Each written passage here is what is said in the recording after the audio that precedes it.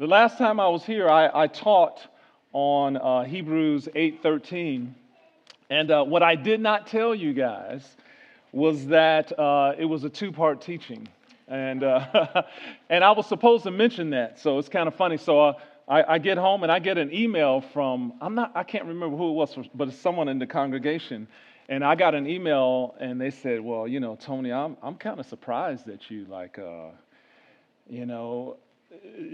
Hebrews 8:13 is about the priesthood and the covenant, and you didn't say anything about that, and I'm a little disappointed, basically. and then I emailed back and I said, you know what? That's pretty good. I like that because they were right. But I had forgotten to mention that it's a two-part teaching, and that I'd be back to do the second part later. So here I am, here to do the second part. So let me give you a quick kind of introduction to kind of recover what we found out so far. So our verse is Hebrews 8:13, where it talks about something growing old and becoming obsolete and vanishing away. And so that whole discussion starts in Hebrews 8:7 through 13. And so the main point that I made last time is that there are two spheres of obsolescence. I call them spheres of obsolescence. In other words, there's two main areas where something's going to grow obsolete and vanish. And so sphere one, I covered last time I was here, and those are actions taken by Adonai to ensure that Israel fulfills her Mosaic covenantal responsibilities. Okay, and that's captured for us in Hebrews 8:10 through 11. And let's read the yellow part. It says, I will put my laws in their mind and write them on their hearts, and I will be their God, and they shall be my people. None of them shall teach his neighbor, and none his brother, saying, know the Lord, for they shall all know me, from the least of them to the greatest of them. And as you can see there, that is the new covenant. That's part of the new covenant. And so this is an action that Adonai has taken to ensure that Israel fulfills the Mosaic covenant. Okay, it's not something different, but it's what he's doing. And so the second sphere is Hebrews 8:12. So you have Hebrews 8, 10, and 11, and then 12. And the second sphere has to do with actions that Adonai is going to take towards forgiveness, where he says, their sins and their lawless deeds I will remember no more. Okay, so those are the two areas that our homilist is giving to us right there at the beginning of Hebrews, towards the beginning of Hebrews 8. And so it's my assertion that the proper understanding of Hebrews 8:13, it depends on understanding these two spheres of obsolescence, or things that are going to grow old. Okay? So now, amazingly, in Hebrews chapter 10, verses 16 to 17, it repeats those two same spheres of obsolescence. So in Hebrews 10, 16 to 17, notice it says, this is the covenant I will make with them after those days. He says, I will put my laws into their hearts, and in their minds I will write them. Well, see, that was from Hebrews 8, 10, and 11. And then he says, in verse 17, look at this, their sins and their lawless deeds I will remember no more. Well, that was from Hebrews 8:12. It's actually verbatim. And when you look at it, Hebrews 10:16 is a shortened summary of Hebrews 8:10 through 11. So you can see right there, there's Hebrews 8:10 through 11. Notice how it starts. This is the covenant I will make. And notice how Hebrews 10:16 starts. This is the covenant that I will make. You see? So he's repeating it. And then everything in the yellow where it says, I will put my laws in their mind, write them on their hearts, I will be their God, etc., that's all shortened in Hebrews 10:16 to say, I will put my laws in their hearts, and in their minds I will write them. You see that? Right? So everything in Hebrews 10 through 11 talks about, I'll put my laws in their mind, I'll write them on their hearts, I'll be their God, they shall be my people, no one will have to teach anyone. He summarizes all of that from Hebrews 8:10 through 11 in Hebrews 10:16 by simply saying, picking the major part of that, which is, I will put my laws into their hearts, and in their minds I will write them. So he has clearly repeated at the end here what he started off with in the beginning, okay? And so, want to make sure, okay, I see what I'm doing here. All right, operator error. All right, because I'm a little ahead of the slide, so let me get caught up here. So there you go, right there, okay? All right, so right there, this is the covenant I will make at the top. This is the covenant I will make at the bottom. And then I will put my laws into their hearts and into their minds and write them. And then when you go down to Hebrews 10:16, you can see actually the same thing. And so what we're seeing here is that Hebrews 10:16 through 17 is repeating what he said at the beginning. Okay, and then Hebrews 12 is Hebrews 8:12, where it says, "For their sins and lawless deeds I will remember no more." That's repeated in Hebrews 10:17. Okay, and so what I want to suggest to you is that, in summary, our author, he is focusing in on two what I call spheres of obsolescence. The first one I dealt with when I was here last time, and that first sphere of what's becoming and growing obsolete is the original covenant. But let me explain how. It's modifications to the original covenant agreement as stated in Deuteronomy 6:4 through 9. Now, if you look at the screen there, on the left I've got Deuteronomy 6:4 through 9, and on the right I have the new covenant. And this is how you're going to see how the Mosaic covenant has changed, right? The Mosaic covenant, there is a certain aspect of the Mosaic covenant that is obsolete, but look at what it is, all right? So if you look at Deuteronomy 6:4 through 9 and Hebrews 8:10 through 12, you will see the color coding there in the green, the yellow, and the red. So in Deuteronomy 6:4 through 9, it says, "You shall love the Lord your God with all your heart, with all your soul and your strength." Well, in the new covenant, that's basically repeated in the green. He says, "I will be their God and they shall be my people." And then he says in the green further down in verse 12, "For I will be merciful to their unrighteousness and their sins." In other words, he is going to initiate the love relationship. He's saying, hey, I'm going to be their God. They're going to be my people.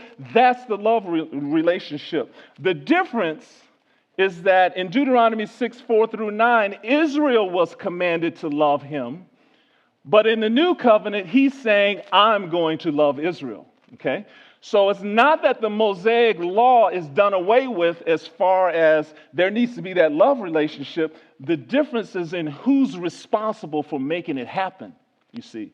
The same thing here in the yellow. It says, "And these words which I command you today shall be in your heart." And then in verse 8, it says, "You shall bind them as a sign on your hand, and they shall be as frontlets between your eyes. You shall write them on the doorposts of your house." Everything in the yellow is about Israel's responsibility to get Adonai's Torah within their hearts. But it's their responsibility, okay?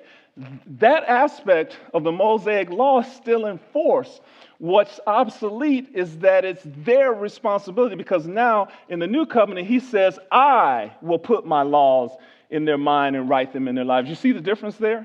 You see the difference? In Deuteronomy 6:4 through 9, he commands them. He says, "These words which I command you, they should be in your heart." You need to write them on your doorpost, your heart, everything. But in the new covenant, this is the big difference.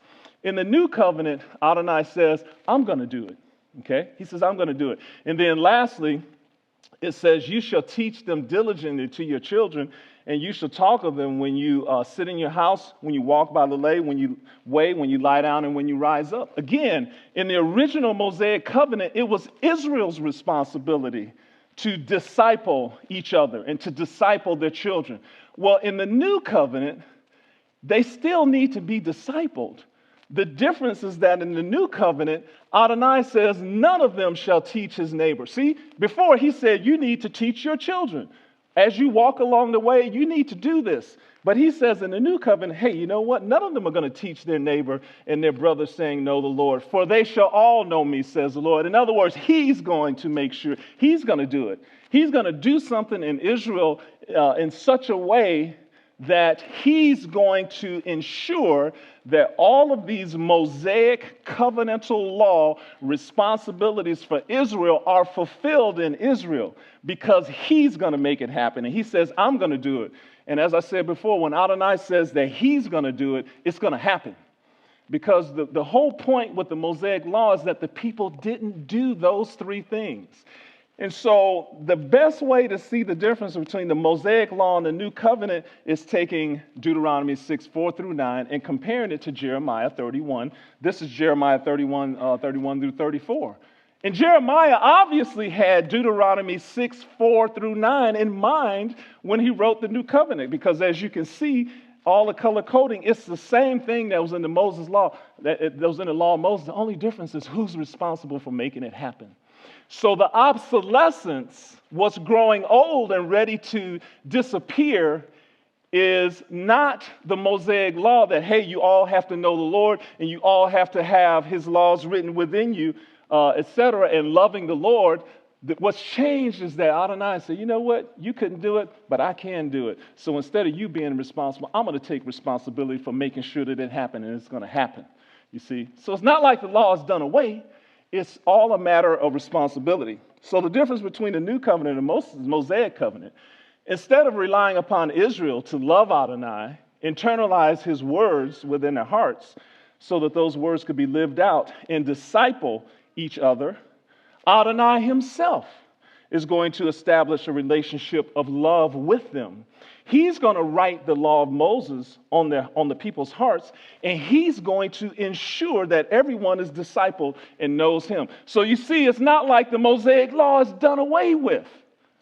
It's not done away with. All those things that Adonai commanded Israel in Deuteronomy 6:4-9 still have to occur. The only difference is who's responsible for making them happen.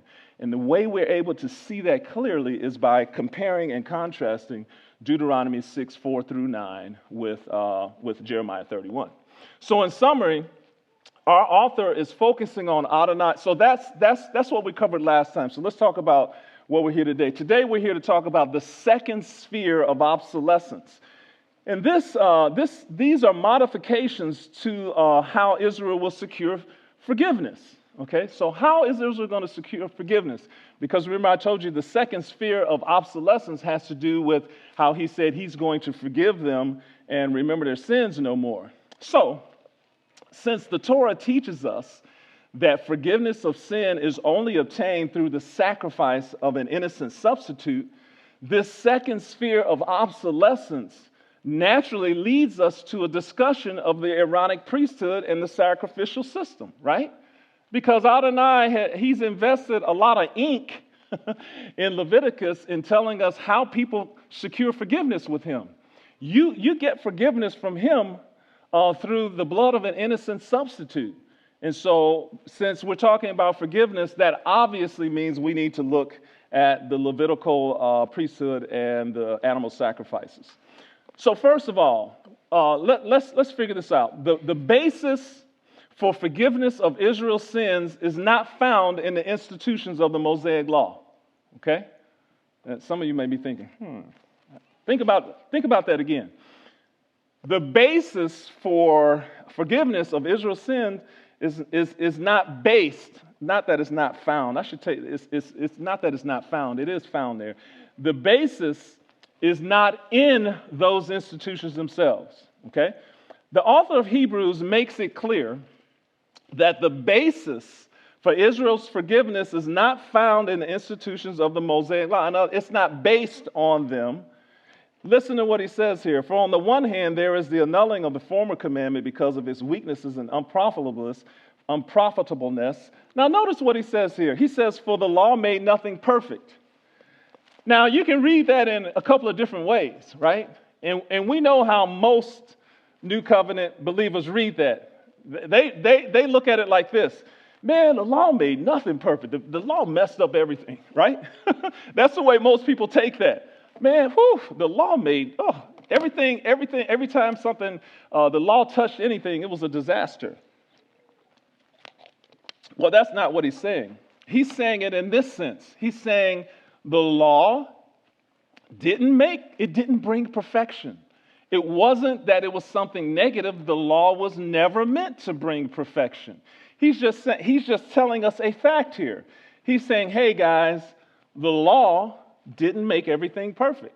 He's not saying it in a negative way, like, oh, that law, that mean, onerous law, didn't bring, it was imperfect itself and it didn't bring perfection. No, he's just telling us a fact. He's just wanting everyone to know, hey, the law didn't and doesn't bring perfection, and it wasn't supposed to, right? So that's the first thing. He's just trying to get that across to us, okay? All right, again, the way into the holiest of all was not yet manifested while the first tabernacle was standing. It was symbolic for the present time in which both gifts and sacrifices are offered, which cannot make him who performed the service, look at this word again, perfect in regard to conscience. Again, the writer of Hebrews, he is constantly using that word perfect. And he's telling us over and over again how things associated with the Mosaic law, specifically the Aaronic priesthood, animal sacrifices, and that earthly tabernacle, they didn't bring perfection. They couldn't bring total perfection as far as forgiveness of sin is concerned. So there it is again. So in other words, all I'm saying is that he's trying to tell us that the law is not the vehicle for bringing perfection. And we'll talk about perfection in a second. Here it is in Hebrews 10, 1 through 4 again. For the law, having a shadow of good things to come, can never make those who approach perfect. There it is again. You see? So he's laboring this. He's saying it over and over. The law cannot make those who approach perfect. But it was never meant to. It was never meant to. He's saying, hey, it can't make those perfect. Hebrews 10, 11. And every priest stand ministering daily, offering repeatedly the same sacrifices which can never take away sins. Whoa. Remember I told you? What did I say this is all about here? How the basis of Israel's forgiveness was not, the basis is not in the priesthood and the animal sacrifices. This states it very clearly. He says, and every priest stands ministering daily and offering repeatedly the same sacrifices which can never. He's like those sacrifices can't take away sins. Now some of you are probably thinking, well, what do they do it for? Well, why do we have to go through all of this? Okay. Adonai was teaching them about sin and redemption and forgiveness. And as long as they approached in faith and offered that animal in faith, what he promised is that he would forgive them. If you go back and you look in Leviticus, he's promising them over and over, right? If you do this, I will forgive you. But when you go through Leviticus, he never says that those sacrifices wiped away sin. He never says that those sacrifices were the basis for the total expiation of sin that is totally done away with. What he said every time, you can go look at it, he just said, he will be forgiven. He will be forgiven. He will be forgiven. So in summary, the basis for Israel's forgiveness is not found in institutions of the law. And the writer of Hebrews is making that clear. He's like, the law doesn't bring perfection. Okay, it doesn't bring perfection. All right, so now that we know, so this isn't anything negative about the law, right? Everything has its time, place, and purpose. And it was not the time, place, and purpose for the Mosaic law to bring perfection. So this should naturally ask us, we should naturally say, well, why were the institutions of the Mosaic law ineffective at securing Israel's forgiveness? Because he just told you. He says other place, he says the blood of bulls and goats can never take away sins, right? Everybody with me? Did he not say that? Right? He's like, the blood of bulls and goats can never take away sin. But obviously there is some basis. So let's figure it out. Why were the institutions of the Mosaic law ineffective? Okay, here's the reason why. The institutions, again, could not bring perfection. Now, notice this again. He says, if perfection were through the Levitical priesthood, what further need was there that another priest should be found according to the order of Melchizedek? In other words, again, he's saying, hey, the priesthood, lost my place. Right, the Levitical priesthood, he's like, if the Levitical priesthood could bring perfection, he's basically saying we wouldn't need the Melchizedekian priesthood. there wouldn't be any need to find another priesthood. If the Levitical priesthood worked, we wouldn't need another priesthood. So that's what he's saying right there, okay? Listen to this. He says, for the law made nothing perfect. There it is again, okay? How about this? Now that we know that the institutions of the law cannot bring perfection, right? He just said they can't bring perfection. What should we ask next? What does our homilist mean when he uses the word perfection? Okay, what does he mean when he says perfection? And I believe for our homilists, perfection is the state where there is no more need for sacrifice of sin. Therefore, perfection is when Adonai's people don't sin anymore and there is no more need for sacrifices. Okay, that's what perfection is. When our homilist is talking about perfection, he's talking about Revelation 21, right? There's no more sin, no one's going to sin anymore, and there will be no need for sacrifices anymore. Once we get to eternity, that's it. The former things have passed away. Behold, all has become new. There will be no more crying for, there will be no more of this present earth of people sinning and needing forgiveness, okay? And so that's what he's talking about when he mentions perfection. The institutions of the Mosaic Law could not bring this. And how do we know this? Because of what we're headed towards. Revelation 21, 1 through 22:5 is Adonai's ultimate goal for humanity. Total redemption of man and this world. Where sin will not exist anymore. Adonai is going to have a perfect world. Once eternity starts, it will be perfect, and there will be no more sin and no more sacrifices for sin. And what he's saying is that the law couldn't do that. All right, so let's look at the animal sacrifices and the priesthood to determine why they couldn't bring perfection. All right, so here's the first thing: why the Aaronic priesthood could not bring perfection. Because he tells us. He says in Hebrews 7:11, therefore, if perfection were through the Levitical priesthood, what further need was there that another priest should arise according to the order of Melchizedek?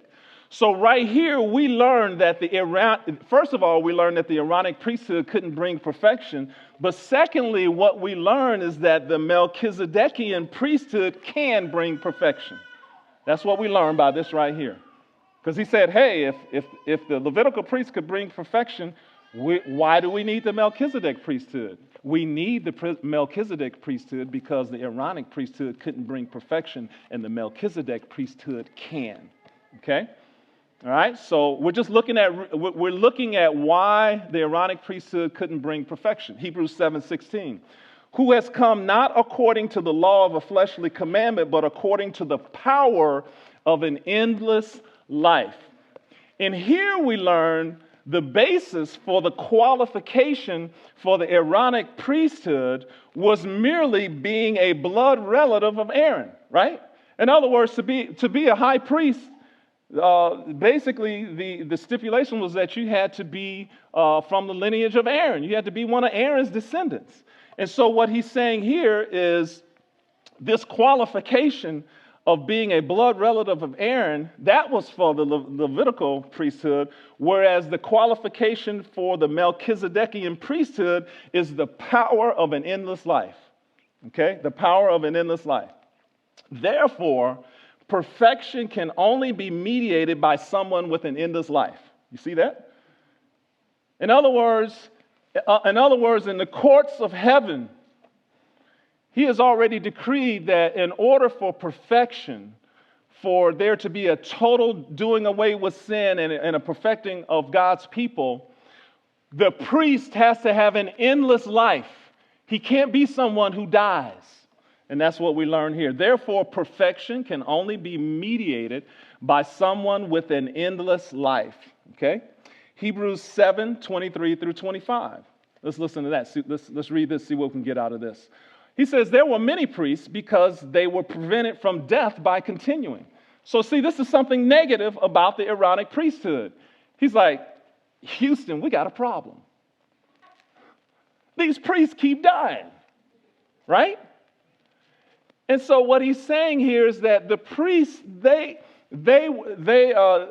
could not complete and fulfill their duty because they had to die. It says, but he, Yeshua, because he lives forever, has an unchangeable priesthood. Therefore, he is able to save to the uttermost those who come to God through him, since he ever lives to make intercession for them. And yes, amen. In other words, here we learn that only a priest who lives forever can save people. Only a priest who has an endless life can save people. That's why the Aaronic priesthood was not the basis for Israel's sin. Because he can make intercession for the people he represents forever. And the Aaronic priesthood couldn't do that. Yeshua's blood that he shed, it is going to cover us for all eternity. It's not something that's like, okay, well, it happened and now we're good and now we can figure it out. No. As we live with Adonai throughout eternity, Revelation 21, it's the blood of the Lamb that holds that all together. It's the blood of the Lamb that's going to ensure that Adonai's people don't sin anymore. It's going to be the blood of the Lamb that ensures forgiveness forever. But here we learn that only a priest who has an endless life, like Yeshua, is going to work. Okay? Let's look at another one. Hebrews 7, 26 to 27. For such a high priest was fitting for us, who is holy, harmless, undefiled, and separate from sinners. Now, here's the big one right here. Here we learn that, now this is all about bringing in perfection, mind you, right? Let's not forget that. These are all the reasons why the Aaronic priesthood could not bring perfection, which is everything. It's bringing us to Revelation 21, where there is no more sin. No one's sinning and no one needs forgiveness, where it's over. And notice, so here we learn that perfection can only be brought by a priest who is himself sinless. And that's the other reason. So we're just going through what our homilist is saying here, and we're just saying, okay, what are the reasons why the Aaronic priesthood could not bring perfection? And that's what we're doing. And we're just going through and we're just picking them out one by one. And right here, he clearly says that, he clearly intimates here that perfection can only be brought by a priest who is himself sinless, right?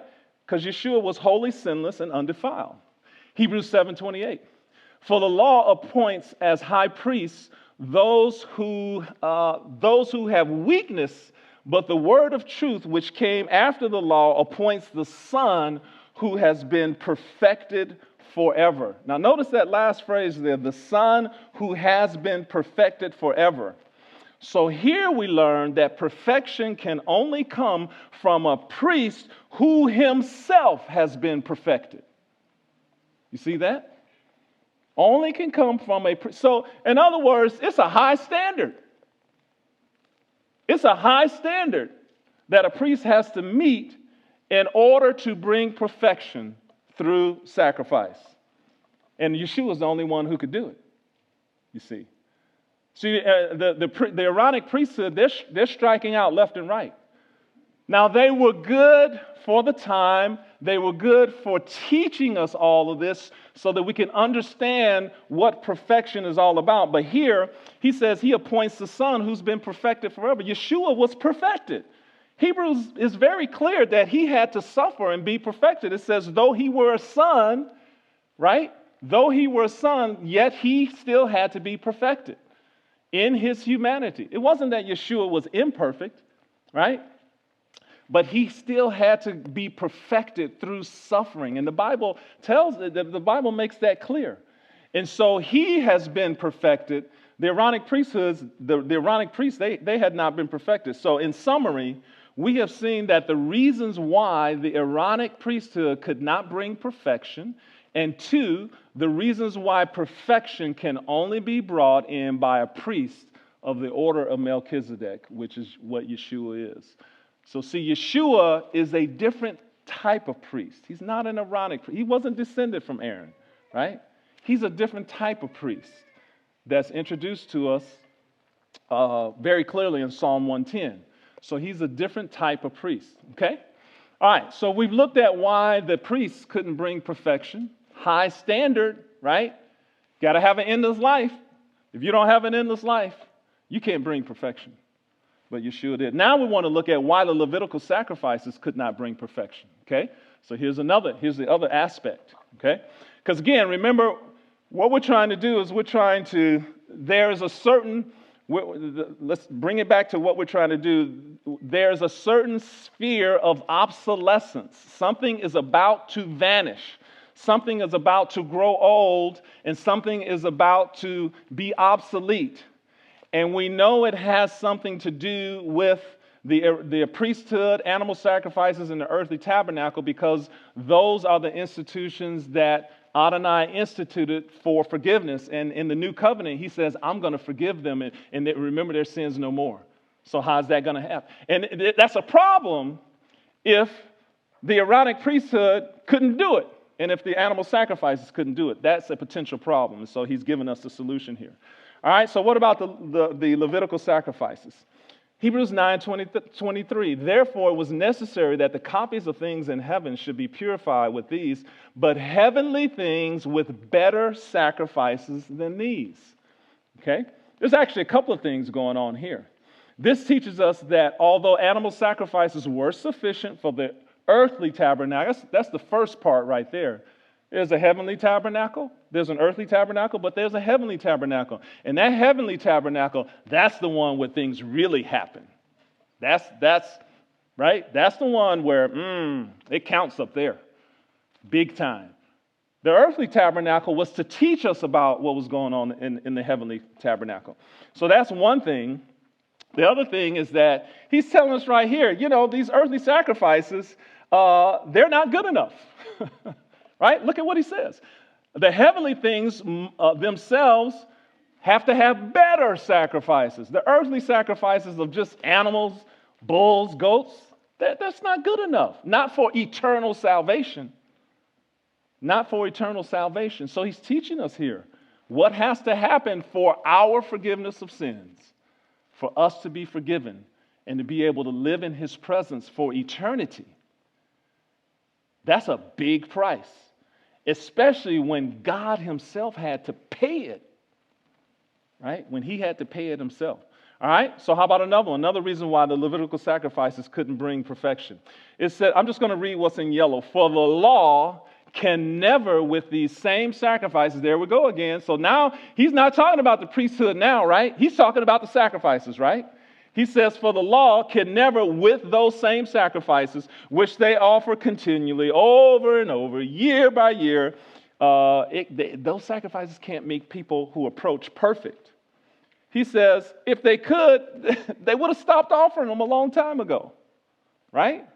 If they could make the person, if they could perfect us, they would not have needed to be offered over and over and over and over and over again.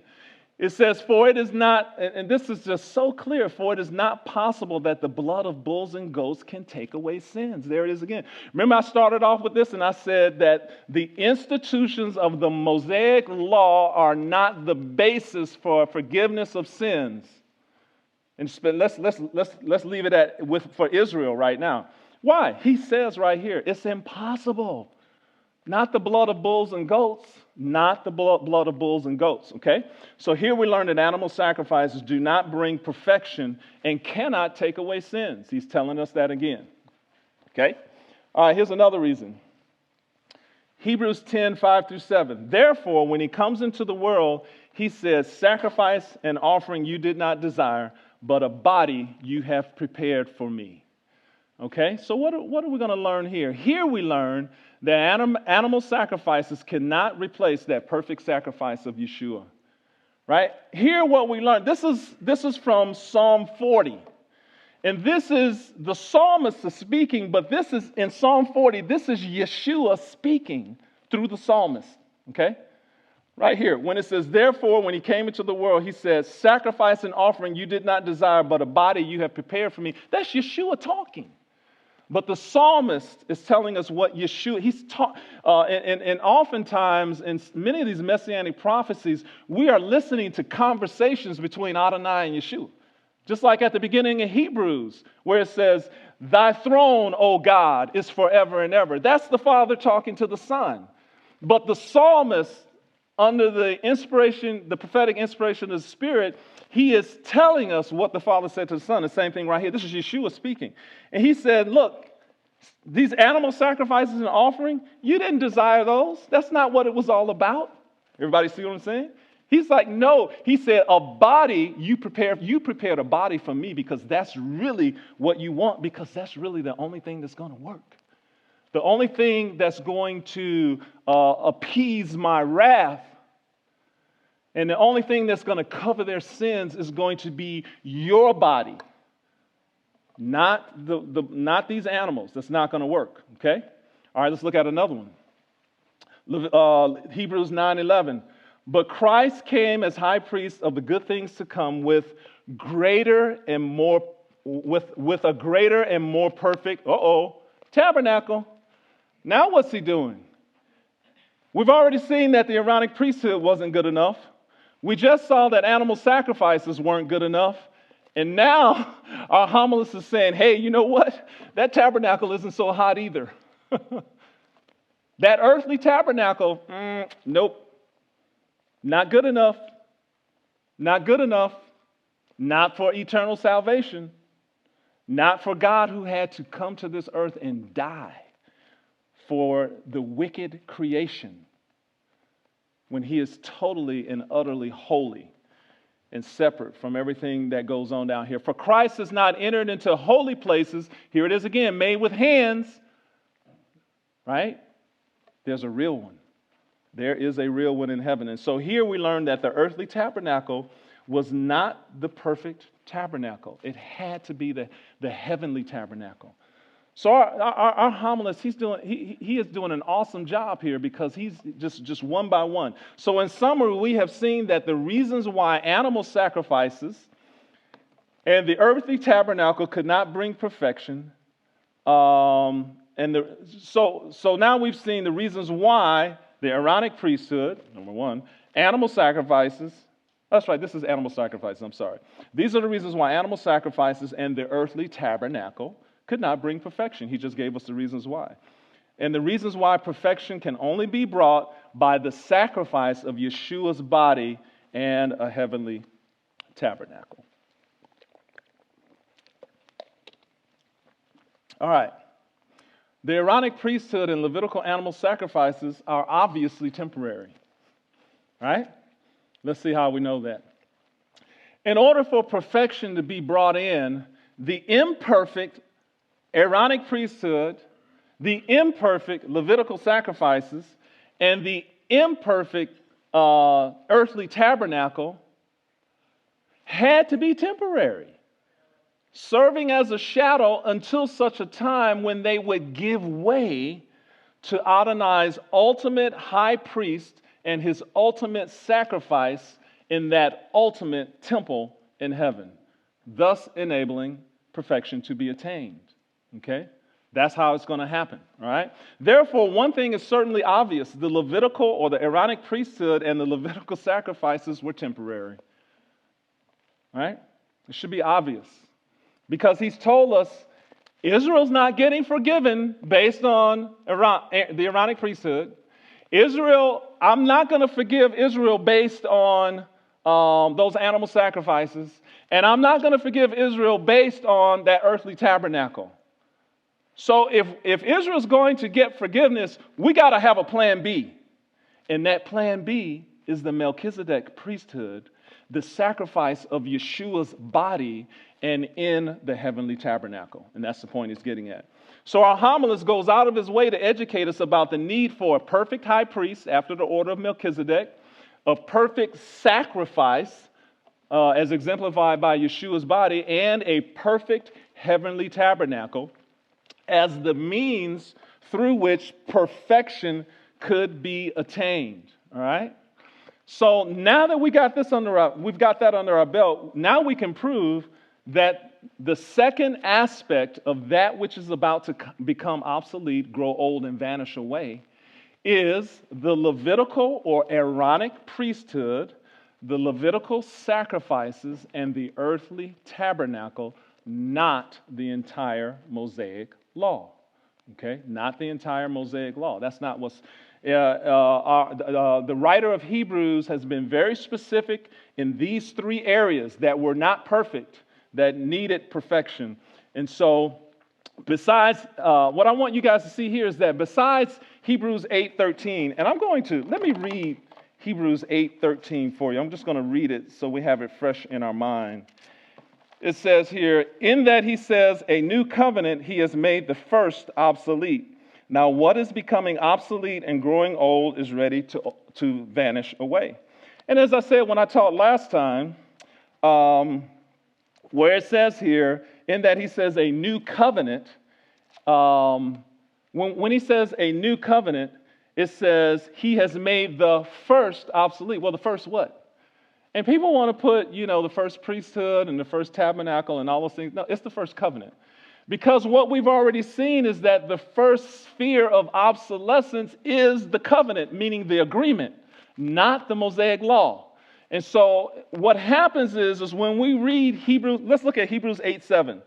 It says, but now he has obtained a more excellent ministry in that inasmuch as he is mediator of a better covenant, which is established on better promises. That's where he introduces the covenant right there. In verse 7, for if that first, and then a lot of Messianics have problem with the translator supplied italics there. It says first covenant. That's in italics. And that means that there's no Greek word there. They supplied it to help us understand. And many people have problems that say, well, it's not the covenant, it's the priesthood or the sacrifices or the ministry. Well, if you substitute those in there, you totally miss the first sphere of obsolescence. Because the first sphere of obsolescence has to do with the covenant being changed. The Mosaic covenant was changed. Not that they didn't have to do it, but that Adonai said, I'm going to make sure it happens. Right? It was based on you guys trying to make it happen. All right? All right. So let's see what we got here. The Aaronic priest, okay, So what's becoming old what's becoming old and obsolete is the Aaronic priesthood, the Levitical sacrifices, and the earthly tabernacle. All right, I need to scoot a little bit here. All right, so what I want to say here is that throughout Hebrews 7 through 10, our homilist, he uses language similar to that in Hebrews 8:13, and suggests that certain institutions found in the Mosaic law will soon be no longer needed, will need to be changed, will need to be annulled, taken away, or phased out. In other words, just like in Hebrews 8:13, where he said, something is growing old and obsolete, and he uses that same kind of language throughout the book of Hebrews. So let's just look at a few of them. In each instance, when he uses this language about something about to change or go away, in each instance, we see that the institution that needs to be replaced or changed in some way is always pertaining to the Aaronic priesthood, Levitical sacrifices, or the earthly tabernacle. I'm gonna power through some verses here. Therefore, if perfection were through the Levitical priesthood, what further need was there that another priest should arise according to the order of Melchizedek? So, see. That old priesthood, now we got a new one, right? Right here, 7:12. For the priesthood being changed, of necessity, there is a change in the law. And when he says a change in the law, if you go in context, he's talking about the change of the law of what qualifies you to be a priest, right? It's the change in the law of what qualifies you to be a priest. Because in context, he's talking about how a Levitical priest, their lineage had to come through Aaron.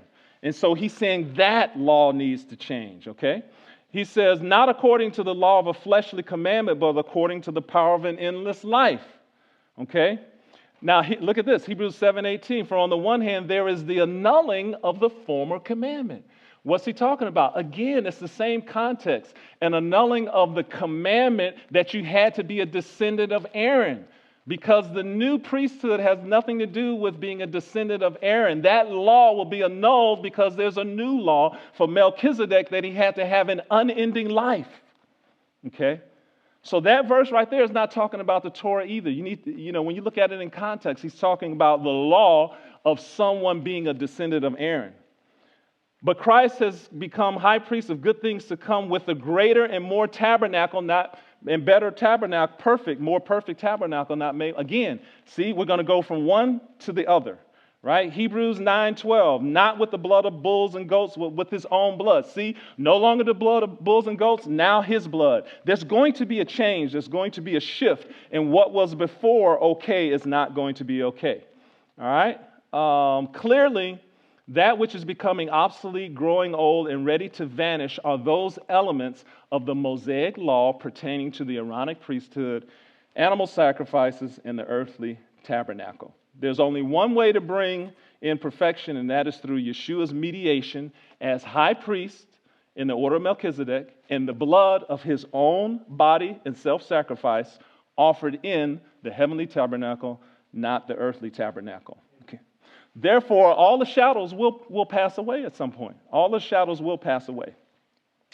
Let me just get to, all right. So in summary, here's in summary. In summary, the second aspect of what is becoming obsolete, growing old, and is ready to vanish away pertains to certain Mosaic institutions, not the Mosaic law, specifically the Aaronic priesthood, the Levitical sacrifices, and the earthly tabernacle.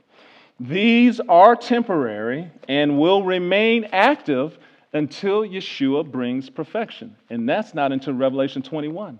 That's why you still see priests offering sacrifices during the millennium.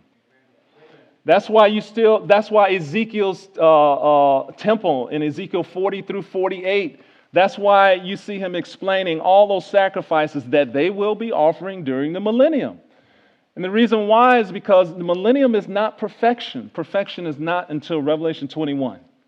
So these are temporary and will remain active until Yeshua brings perfection complete perfection through the sacrifice of himself and his high priestly ministry in the order of Melchizedek in the tabernacle made without hands. And so that, just in summary, that summarizes the second sphere of obsolescence. And remember, the first sphere of obsolescence, that which is growing old, is the covenant agreement with Israel.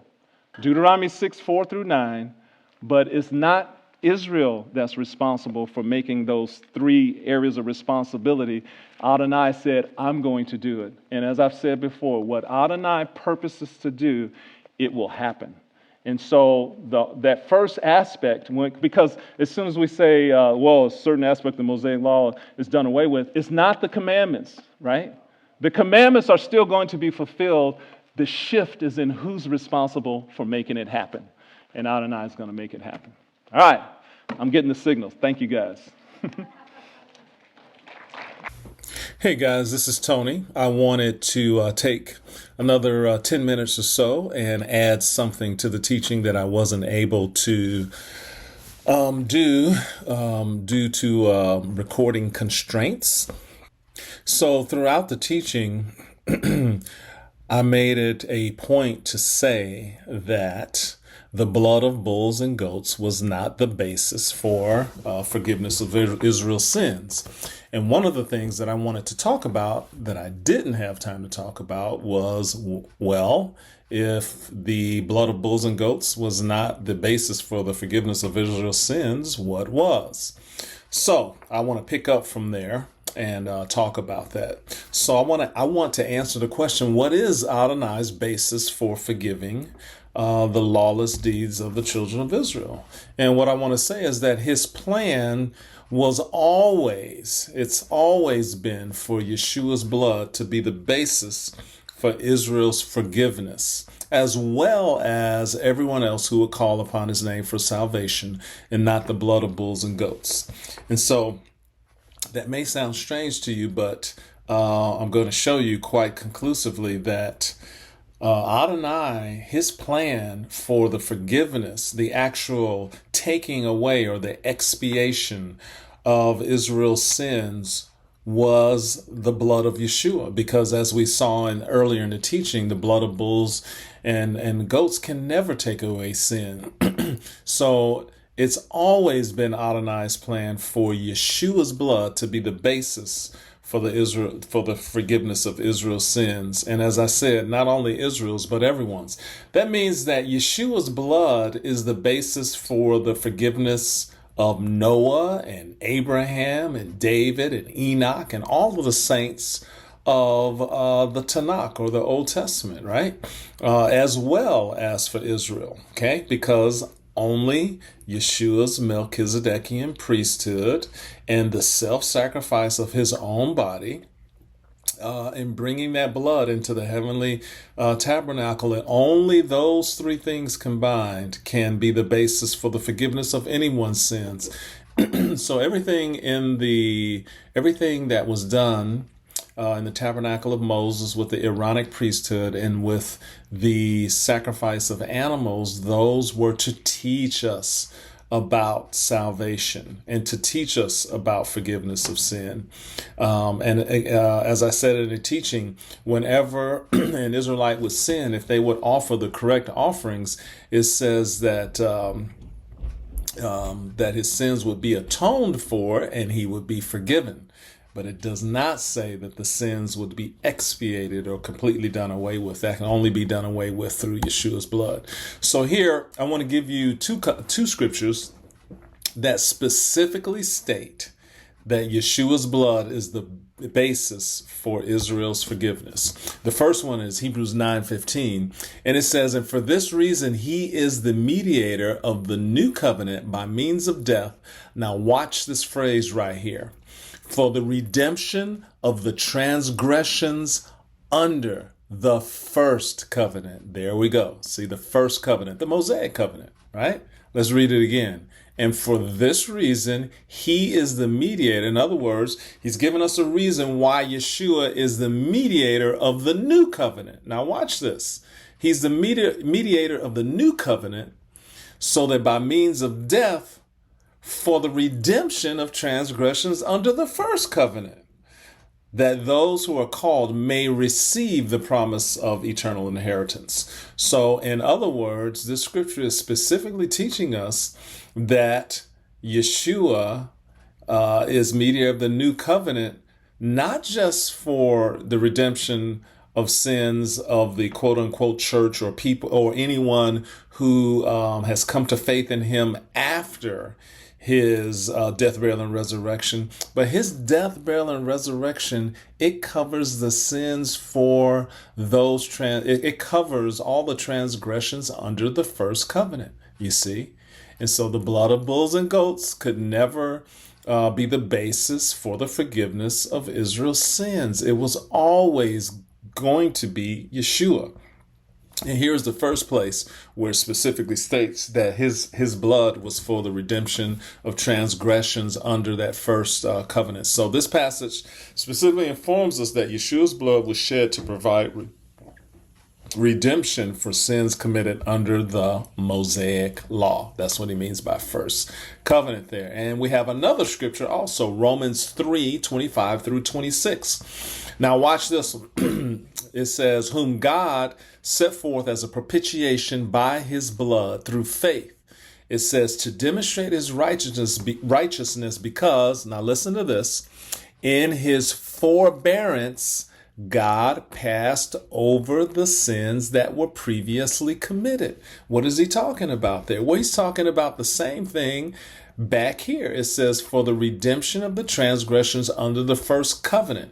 Well, Paul in Romans 3:25 through 26, he calls that God's forbearance when he passed over the sins that were previously committed. And now look at what verse 26 says. "Also, to demonstrate at the present time his righteousness, that he might be just and the justifier of the one who has faith in Yeshua." Okay, so in other words, Yeshua's sacrifice, it looks back and it looks forward. So in other words, for instance, for any of you who are hearing my voice, whenever you were born again, when you were born again and you had faith in Yeshua and your sins were forgiven, you look back to his sacrifice, okay? Because it was done in the past. Well, the children of Israel in the time period of the Tanakh, Uh, they just simply looked forward. Okay, they looked forward. Now they didn't understand all of this, but as long as they exercised faith in Adonai, what he did is in his forbearance, he passed over their sins, or as it says over here, he had to redeem the transgressions under the first covenant. But in his forbearance, he passed over. So he forgave them, but it wasn't because of the blood of the bulls and goats. It was because of Yeshua's blood. So here we are informed that Adonai passed over the sins of the people committed during the time period of the Tanakh again. So again, as you can see, verse 25 shows how Yeshua's blood is for the redemption of sins committed under the first covenant, which is the Mosaic covenant, whereas in verse 26, it shows how Yeshua's blood is for the redemption of sins going forward for anyone who puts their faith in Yeshua's blood. So in other words, his forbearance allowed him to pass over their sins as he awaited Yeshua's perfect sacrifice, which is the true basis for his ability to offer forgiveness for them and not animal sacrifices. Okay? And so lastly, last verse here is Hebrews 9:26 through 28. It says, he then would have had to suffer often since the foundation of the world. Now notice what it says. But now it says, once at the end of the ages, he has appeared to put away sin by the sacrifice of himself. Now this one isn't as clear as the first two, right? So this one, apart from the first two passages that I shared with you, this one would not be as clear. But because of the first two passages, we know that what he's talking about is that he has appeared here at the end of the ages, right, to put away sin by the sacrifice of himself. And that putting away of sin could not be done by the blood of bulls and goats. It can only be done by Yeshua and his sacrifice. And so what we're learning here is that once at the end of the ages, he appeared to put away sin. That would be the sin under the first covenant, right? The Mosaic covenant, as well as the second. Okay. And as it is appointed unto men once to die, but after this the judgment, so Messiah was offered once to bear the sins of many. And to those who eagerly await him, he will appear a second time apart from sin. That means, apart from sin. That means apart from doing his work of redemption, right? So he's not going to come bear sin anymore for salvation. So anyway, I just wanted to share that with you. But again, it's Yeshua's blood that puts away sin, not the blood of bulls and goats. And so I just wanted to answer that because that kind of was left hanging when I ran out of time when we did the teaching. So may Adonai bless you and may he open your eyes to behold wondrous things from his Torah. In Yeshua's name, amen.